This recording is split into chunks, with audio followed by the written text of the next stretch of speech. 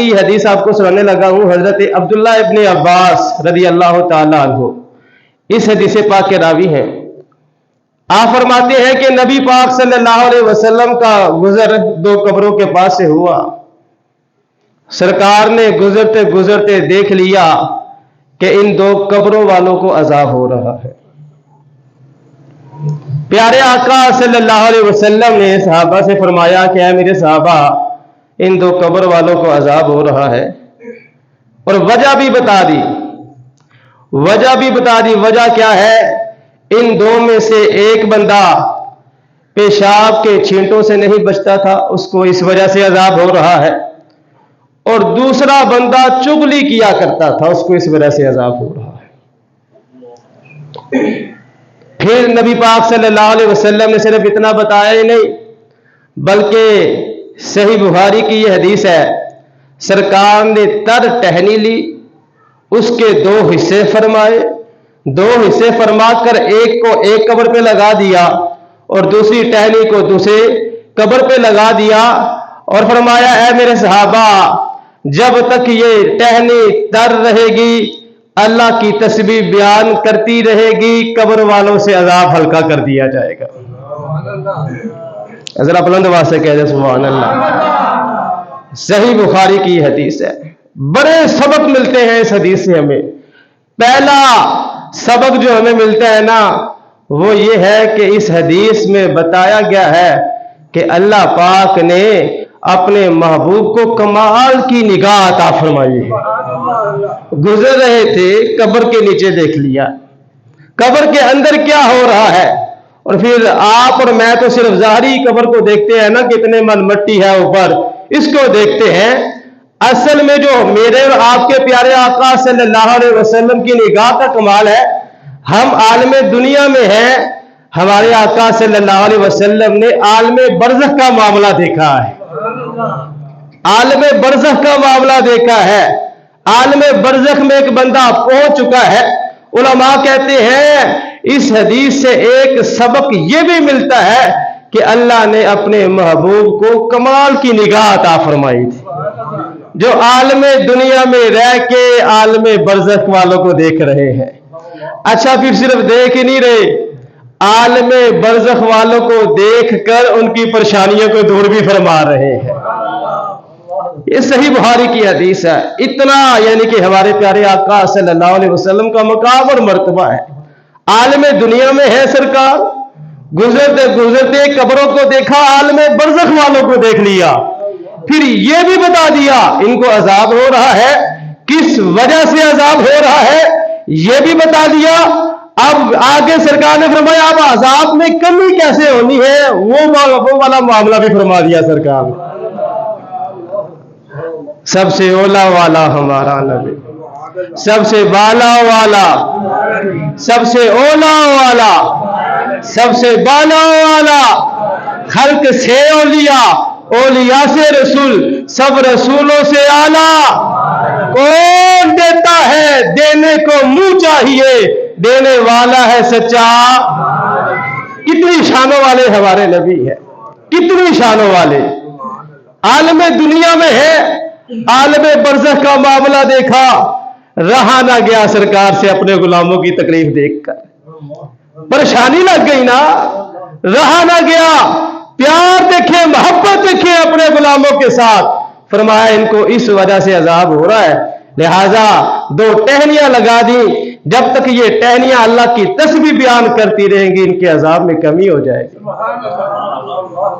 समझे सरकार की शान को मेरे भाइयों। अल्लाह ने अपने महबूब को कितनी शानें अता फरमाई है, और उलमा ने यहां पर आगे चल के एक और बहुत ही प्यारी बात फरमाई। उलमा कहते हैं जो नबी आलमे दुनिया में रह के आलमे बरज़ख के मामलात को देखे, फिर वहां के मामलात देखकर लोगों को बताए, फिर उनके मसाइल को हल फरमाए, फरमाया अब वो नबी आलमे बरज़ख में तशरीफ फरमा है। जब सरकार आलमे दुनिया में रह के आलमे बरज़ख वालों को देखा करते थे, तो फिर अब हमारा अकीदा ये है कि आलमे बरज़ख में रह के सरकार आलमे दुनिया को भी देख रहे हैं। اور عالم دنیا میں جو سرکار کے محبوب کے جو غلام ہے نا، سرکار اپنے غلاموں کو بھی دیکھ رہے ہیں، سرکار ان کی مشکل کشائی بھی فرما رہے ہیں۔ عالم دنیا میں صحیح بخاری کی حدیث ہے، کوئی اتنا مشکل مسئلہ ہے نہیں ہے۔ دو قبروں کے پاس سے گزر ہوا، قبر کے اندر کے جو معاملات ہوتے ہیں یہ عالم برزخ کے ہوتے ہیں، عالم دنیا کے نہیں ہیں۔ سرکار بھی عالم دنیا میں تھے، عالم برزخ کے سارے حال احوال بتا دیے، پھر ان کا مسئلہ بھی حل فرما دیا۔ علماء کہتے ہیں جب سرکار اب عالم برزخ میں ہے تو عالم دنیا والوں کی بھی پریشانیوں کو دور فرماتے ہیں، عالم دنیا والوں کے مسئلوں کو بھی سرکار حل فرما دیتے ہیں۔ مشکل جو سر پہ آ پڑی، مشکل جو سر پہ آ پڑی، آقا تیرے ہی نام سے ٹلی، مشکل کشا ہے تیرا نام، تم پر درود اور سلام۔ یہ ہے ہمارے پیارے آقا صلی اللہ علیہ وسلم۔ پہلا سبق جو بخاری کی اس حدیث سے ہمیں مل رہا ہے وہ یہ ہے کہ اللہ پاک نے اپنے محبوب کو کمال کی نگاہ عطا فرمائی تھی، جس طرف اٹھ گئی دم میں دم آ گیا۔ تاجدار بریلی امام عشق و محبت کا پھر اپنا انداز ہے، انہوں نے بھی سرکار کی نظر کی نگاہ کی تعریف کی، فرمایا جس طرف اٹھ گئی، جس طرف اٹھ گئی دم میں دم آ گیا، اس نگاہ عنایت پہ لاکھوں سلام، لاکھوں سلام ہو۔ تاجدار بریلی کہتے ہیں تو نبی پاک صلی اللہ علیہ وسلم کو اللہ پاک نے ایسی کمال کی نگاہ عطا فرمائی تھی۔ بخاری کی اس حدیث سے ہمیں یہ سبق ملتا ہے۔ ایسے ہی میرے بھائیوں بخاری کی اس حدیث سے ہمیں یہ سبق ملتا ہے کہ چغلی کرنا اور پیشاب کی چھینٹوں سے نہ بچنا کتنی خطرناک بات ہے کہ اس کی وجہ سے بندہ عذاب قبر میں گرفتار ہو جاتا ہے۔ آج جگہ جگہ چغلیاں کی جاتی ہیں نا، ایک کی بات سن کر دوسرے کو پہنچائی جاتی ہے، دوسرے کی بات سن کر تیسرے کو پہنچائی جاتی ہے۔ یہ جو چغل خور ہے، یہ جو چغلی کرنے والا ہے، یہ جو محلے میں لڑائیاں کروانے والا ہے، یہ جو مسجدوں میں لڑائیاں کروانے والا ہے، یہ جو آفس میں دفتروں میں لڑائیاں کروانے والا ہے، یہ جو دکانداروں کی آپس میں لڑائیاں کروانے والا ہے، یہ جو چغل خور ہے، جو مسلمانوں کے گھروں کو تباہ و برباد کرنے والا ہے، یہ جو بندہ چغل خور ہے میرے بھائیوں، صحیح بخاری کی یہ حدیث ہے، یاد رکھ لے یہ جو چغل خور ہے اس کی وجہ سے اس کو عذاب قبر میں بھی گرفتار کیا جائے گا۔ آج ہم ڈرتے نہیں ہیں، آج ہم بات کرتے وقت سوچتے نہیں ہیں، سمجھتے نہیں ہیں کہ میں نے کون سی بات کرنی ہے یا نہیں کرنی، بس منہ اٹھا کے ادھر کی بات ادھر کر دی، ادھر کی بات ادھر کر دی، چسکے لیتے ہیں، مزہ آتا ہے۔ لیکن یہ چسکا، یہ مزہ صرف تھوڑی دیر کے لیے ہے، جب آنکھیں بند ہوں گی نا، صحیح بخاری کی حدیث سے پتہ چلتا ہے، پھر پتہ چلے گا عذاب قبر کیسا ہے۔ پھر چغلی کیا کرتا تھا، سرکار نے فرمایا یہ بندہ اس وجہ سے اس کو عذاب ہو رہا ہے، اور دوسرے کے بارے میں فرمایا یہ پیشاب کی چھینٹوں سے نہیں بچتا تھا۔ آج بھی آپ دیکھتے ہیں کہ بعض ایسے بے وقوف قسم کے انسان ہیں، پیشاب کرنا تو باہر سڑک میں شروع ہو جاتے ہیں، ایسے بے شرم قسم کے، بے حیا قسم کے انسان ہیں، گلی میں نالی پہ لگے ہیں، اب وہ کیا بچے گا پیشاب کی چھینٹوں سے؟ مسجد میں بھی آتے ہیں تو اب کہنے والی بات نہیں ہے، اندر جو کرنا ہے کر کے آئے، باہر آ کے جو ہے نا وہ اپنا شلوار وغیرہ ساری سیٹ کرتے ہیں، دروازہ بند ہے، حضرت صاحب اللہ نے عقل دی ہے، اب اندر کے لیے جو کرنا ہے نا، باہر کیا، باہر آ کر آپ سارا کچھ کریں گے۔ آپ بڑی شرم والی باتیں ہیں، اور بڑی بڑی عمر کے لوگ ایسا کام کرتے ہیں، چھوٹے بچے نہیں کرتے۔ میں نے خود یہاں پہ دیکھا ہے، چھوٹے بچے نہیں کرتے، بڑے بڑے عمر کے بچے۔ اب آپ نے استنجا کر لیا ہے، اپنے کپڑے وغیرہ سیٹ کرنے ہیں تو اندر سے سیٹ کر کے باہر آ جائیں۔ اب باہر آ کے سب کو دکھانا، سب کے سامنے آپ لگے ہیں، کیا آپ کر کے دکھا رہے ہیں؟ تو پیشاب کی جو چھینٹیں ہیں نا، ہمارا دین اسلام ہماری یہ تربیت کرتا ہے، ایک ایک بات پہ اپنے غلاموں کو سرکار نے سمجھایا ہے، ایک ایک بات پہ ان سے بچنا چاہیے۔ اگر کوئی بندہ پیشاب کی چھینٹوں سے نہیں نہ بچتا، اس وجہ سے وہ عذاب قبر میں گرفتار ہوگا، یہ یاد رکھ لیں۔ یہ گناہ ایسا گناہ ہے، صحیح بخاری کی حدیث ہے، سرکار نے بتا دیا ہے दो बंदों को अज़ाब कब्र हो रहा था, एक को चुगली की वजह से हो रहा था, दूसरा पेशाब की छींटों से नहीं बचा करता था। आजकल भी लोग ऐसे ही कह देना किसी को, जी आओ नमाज पढ़ने आओ, ओ कर साहब नहीं नहीं मेरे कपड़े ठीक नहीं, मेरे कपड़े ठीक नहीं है। अच्छा क्या हुआ कपड़ों को? वो मैं ना पेशाब मैंने किया था तो इस तरह वो ना छींटें लगी हैं, मैं नमाज नहीं पढ़ सकता। अब ऐसे बेवकूफ बंदे को बंदा क्या समझाए कि हजरत साहब कपड़े चेंज कर ले यार, गंदे कपड़े पहन के आप फिर रहे हैं, घूम रहे हैं, ये क्या बहाना हुआ?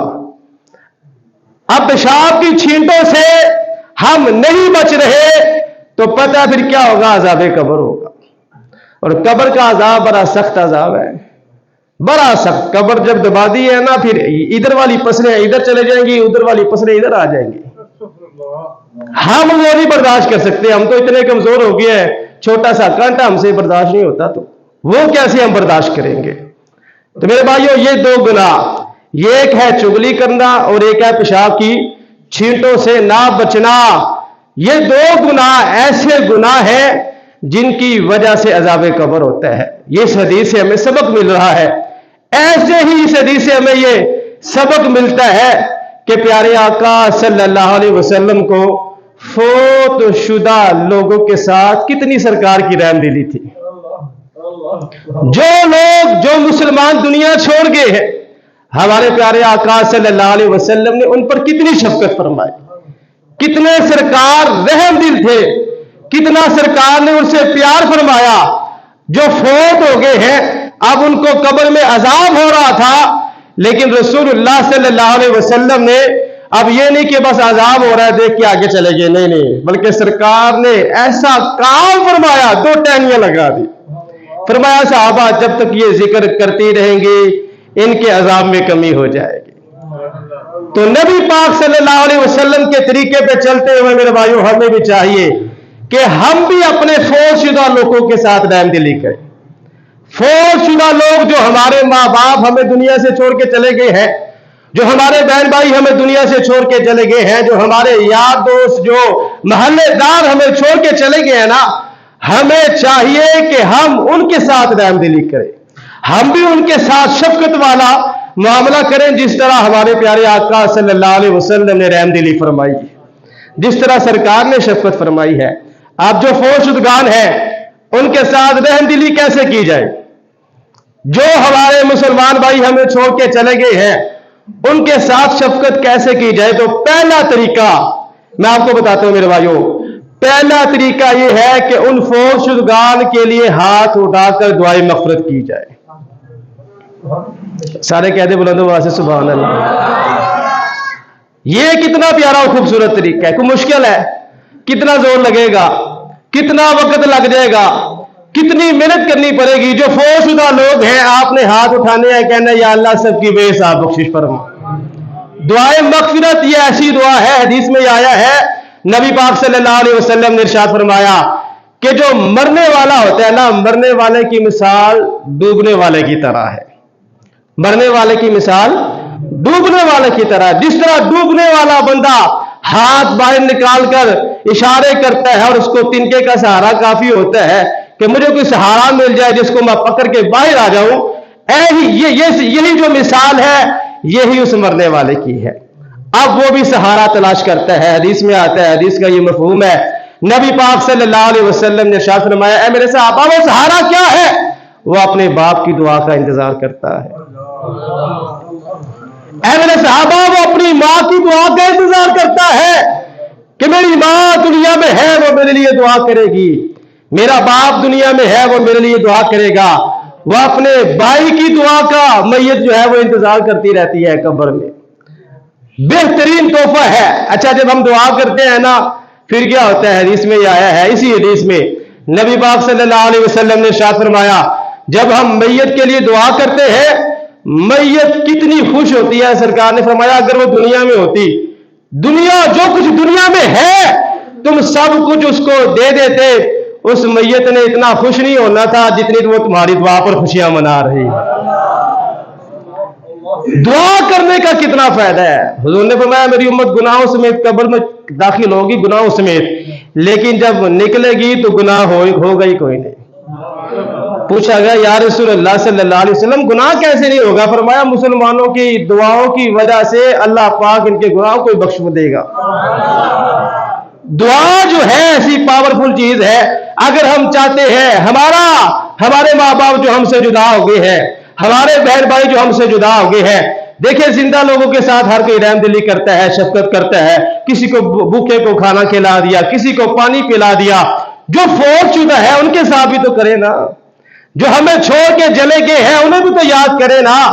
ہم پتہ نہیں کتنا عرصہ ہو گیا اپنے ماں باپ کی قبر پہ گئے ہیں، کتنا عرصہ ہو گیا میرا بھائی فوت ہو گیا تھا، پتہ نہیں کب میں گیا تھا آخری مرتبہ، مجھے نہیں یاد۔ ہماری زندگی کا انداز کیا ہے؟ لیکن ہمارا دین اسلام ہماری یہ تربیت کرتا ہے، زندوں کے ساتھ تو رحم دلیاں کرتے ہو، شفقت کرتے ہو، پیار محبت رکھتے ہو، اپنے مردوں کو بھی یاد کیا کرو، جو تمہیں چھوڑ کے چلے گئے ہیں ان کو بھی یاد کیا کرو، دعا کیا کرو۔ اچھا دعا کا اتنا فائدہ ہے، میں نے یہ حدیث پڑھی، مجھے بڑی خوشی ہوئی، نبی پاک صلی اللہ علیہ وسلم نے ارشاد فرمایا میرا جو غلام، میرا جو امتی اپنے مردہ لوگوں کے لیے بخشش کی دعا کرے گا۔ کس کے لیے؟ مردہ لوگوں کے لیے، مسلمان مردوں کے لیے، مسلمان عورتوں کے لیے جو بخشش کی دعا کرے گا نا، اللہ پاک ان کی تعداد کے برابر اس کو نیکیاں عطا فرمائے گا۔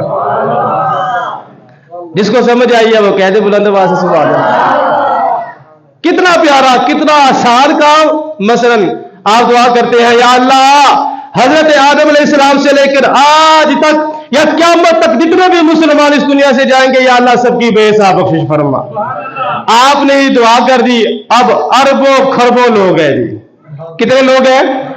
آپ نے ایک دعا کرنی ہے، ایک دعا کے بعد اربوں خربوں نیکیاں آپ کے نام اعمال میں آ جانی ہے جی۔ یہ ہے دین اسلام، کتنا پیارا دین ہے۔ آج ہم دعا کرتے ہی نہیں ہیں۔ دعا مخل عبادت، سرکار نے فرمایا دعا عبادت کا مغز ہے، نچوڑ ہے، دعائیں کیا کرے میرے بھائیوں۔ فرمایا کہ بلا اوپر سے نیچے آتی ہے اور نیچے سے دعا اوپر چلے جاتی ہے، بلا کی اور دعا کی کشتی ہوتی ہے۔ سرکار نے فرمایا دعا بلا کو نیچے نہیں آنے دیتی، دعا ایسی چیز ہے۔ تو جو بھی ہمارے مرحومین ہیں میرے بھائیوں، ان کے ساتھ اگر ہم رحم دلی کرنا چاہتے ہیں، ان کے ساتھ اگر ہم شفقت والا پیار والا معاملہ کرنا چاہتے ہیں، پھر ایک ہی کام ہے، ہاتھ اٹھا کر دعائیں شروع کر دیں، ہاتھ اٹھا کر دعائیں شروع کر دیں۔ اور دعا کرنا یہ نبیوں کا طریقہ ہے۔ کس کا طریقہ ہے؟ نبیوں کا طریقہ ہے، اور یہ فرشتوں کا طریقہ ہے، اللہ کے نیک بندوں کا طریقہ ہے۔ قرآن میں آیا ہے الذین یحملون العرش ومن حولہ یسبحون بحمد ربہم ویؤمنون بہ ویستغفرون للذین آمنوا۔ اللہ فرماتا ہے وہ فرشتے جنہوں نے عرش کو اٹھایا ہوا ہے، ذرا بلند آواز سے کہ سبحان اللہ۔ اللہ فرما رہا ہے وہ فرشتے جنہوں نے عرش کو اٹھایا ہوا ہے، اور جو فرشتے عرش کے ارد گرد ہیں، اللہ فرماتا ہے وہ مسلمانوں کے لیے بخشش کی دعائیں کرتے رہتے ہیں۔